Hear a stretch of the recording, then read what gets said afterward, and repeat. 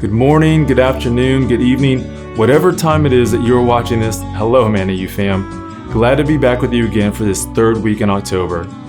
Over the last 2 weeks, we talked about not just praying for good things, but praying for God things, praying for things in accordance with God's will.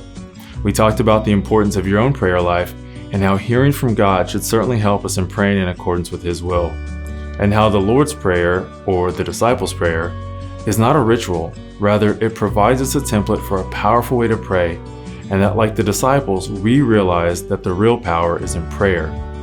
And now that we are all experts in prayer, both as a conversation and as a skill, well, we're getting there.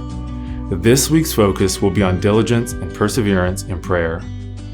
2 weeks ago, we looked at Luke 6:12, which states, "It was at this time that He, Jesus, went off to the mountain to pray, and He spent the whole night in prayer to God." Hold on to that verse for a minute.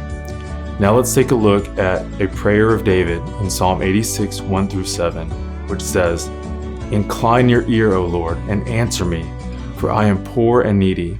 Preserve my life, for I am devoted to you. Save your servant who trusts in you. You are my God. Be gracious to me, O Lord, for to you I cry all day long. Gladden the soul of your servant, for to you, O Lord, I lift up my soul. For you, O Lord, are good and forgiving, abounding in steadfast love to all who call on you.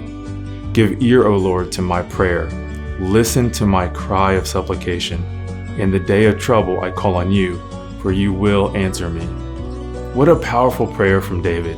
In verse 3, David says that he cries out to God all day long, like Jesus in Luke 6:12, who spent the whole night in prayer to God.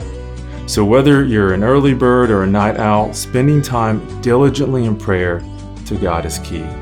We see David's diligence and perseverance to prayer even in the midst of feeling poor, feeling needy, and feeling as if trouble is near.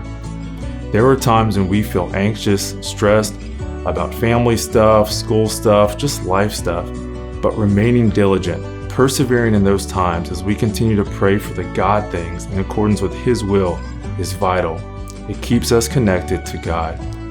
All right, Man of You fam, we'll continue talking about praying for God things and praying in accordance with God's will next week.